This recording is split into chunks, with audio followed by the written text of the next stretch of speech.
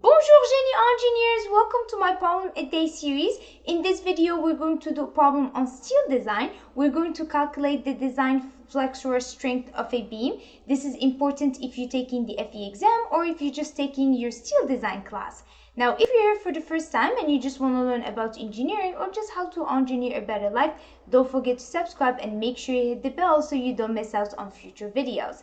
Now let's get started. Oh yeah, everybody now. Okay, so we're giving a simply supported beam with a yield stress of 50 kSI, the tensile stress is 65, and CB is equal to 1. The beam section is a wide flange beam, 21 by 44. We have a point load at midpoint. The span length is 20 feet, and it is laterally braced at the support and at the point load. And we need to find the design flexural strength. So for those of you who already watch my videos for concrete and steel, you guys should know by now that when we say design, we mean that we're gonna use the factor phi and we're gonna multiply by Mn, the nominal strength. For those of you who haven't watched those videos yet, I recommend that you guys do. I will leave the link somewhere above there. And in there, we actually talk about the 3 different moments or compressive strength.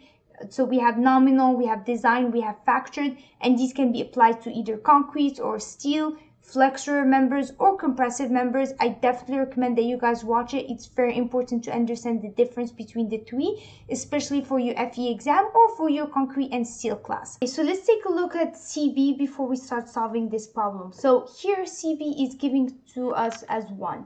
On my FE exam, I got CB is equal to 1 as well. I think the reason that is because it takes a little bit of time to solve CB. So here you are giving the equation for CB, but the thing is you have to either draw the moment diagram or you have to use the equation method so for you to calculate maximum moment at A, moment at B, and moment at C. And so that usually takes time. But if you guys are interested and you want to know how to calculate CB using this equation, just let me know and I will post a video on it in the future.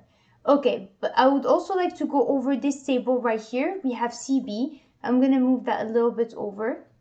So we have CB is equal to 1.32 if you have a point load that is at midpoint, but it's only laterally braced at the supports. So you see here we have an X, that means laterally braced.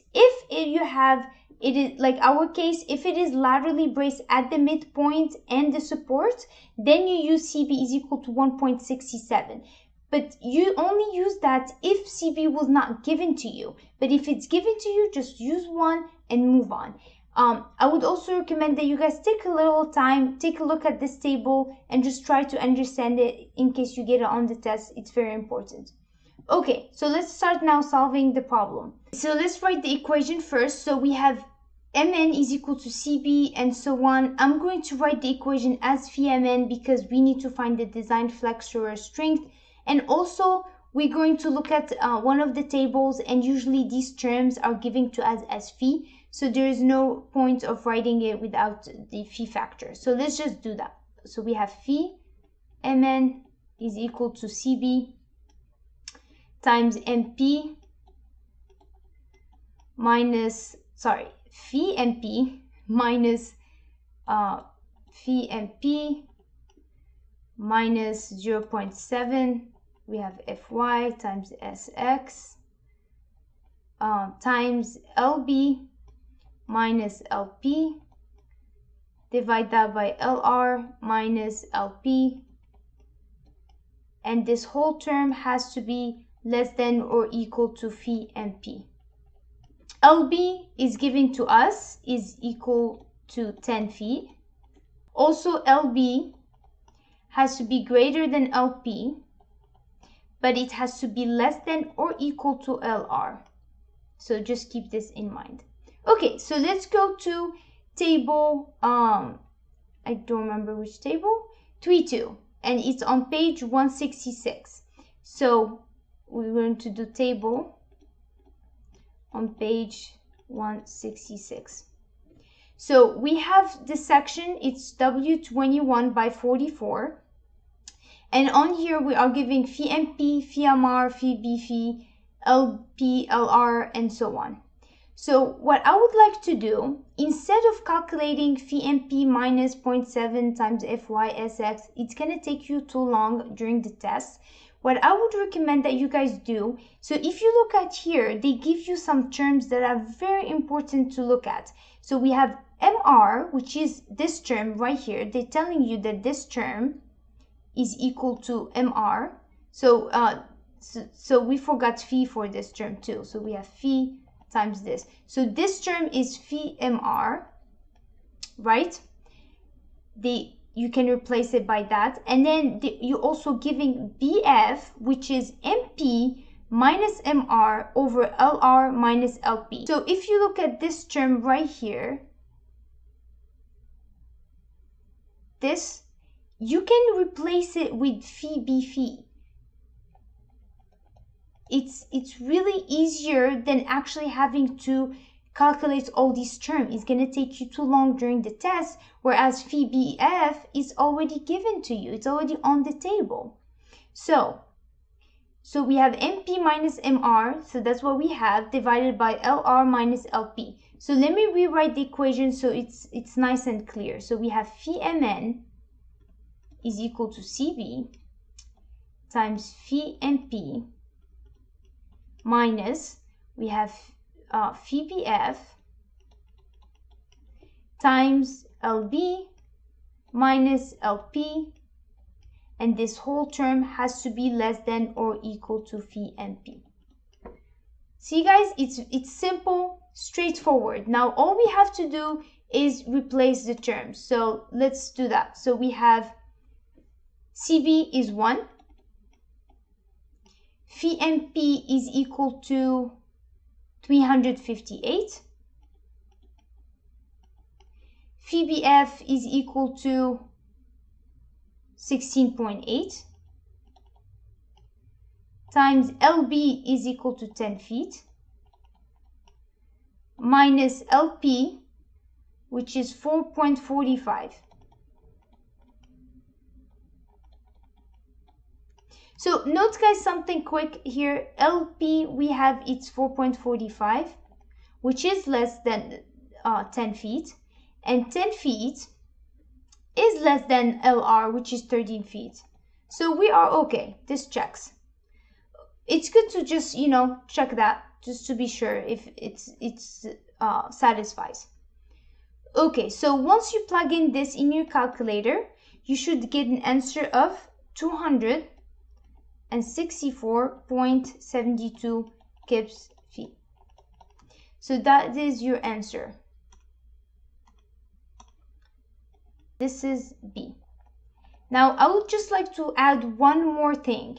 So let's say we actually did not use CB is equal to 1. So let's say, I'm going to write it down. Let's say CB was not given. So that means CB is not equal to 1, right? So CB, in this case, it will be equal to 1.67 if we go back to this table right here, because it's laterally supported at the supports and at the point load, CB is equal to 1.67. So let's do 1.67. And let's use it in our equation. So let's calculate phi MN, but this time with 1.67. So I have 1.67 times 264.72. So if you plug in this, it will give you an answer of about 442. But note here, if we do that, 442 is actually greater than our phi MP, because remember, this equation, phi MN has to be less than or equal to phi MP, which means that your answer is going to be phi MN is going to be equal to phi MP, which is equal to 358. Yes, 358. So you guys, I hope you guys, this wasn't confusing. So you might get this on the test. So make sure that your phi MN is less than or equal to phi MP. If it's greater, then phi MN is equal to phi MP. So in this case, if you weren't giving CB and we have to use the 1.67 from the table, then the answer is going to be D and not 442. So if you look at the multiple choice, you have A right here 42, and then you have D is 358. So you could get these type of questions on the FE, and you will have the answer here just to throw you off, and that's why you have to also be very careful. So also look here, you could actually, since just by looking at this before you start solving, if we said phi and P is equal to 358, right? So automatically, just by looking at this, you should already know that A is not going to be your answer, because we said that phi mn has to be less than or equal to phi mp. So you can already eliminate this, and so it could be this, but then you have to calculate to eliminate the rest. Okay guys, so try to do the problem before you look at the solution, because then if you do a mistake, you will most likely remember it during the test. And also the best way to learn something is by doing it. And remember, a problem a day keeps the F away. If you guys have any questions, please leave it in the comments below. Don't forget to like, subscribe, and make sure you share with your friends who might find it helpful. Thank you guys for watching, and I will see you soon. À la prochaine. Oh yeah, everybody now.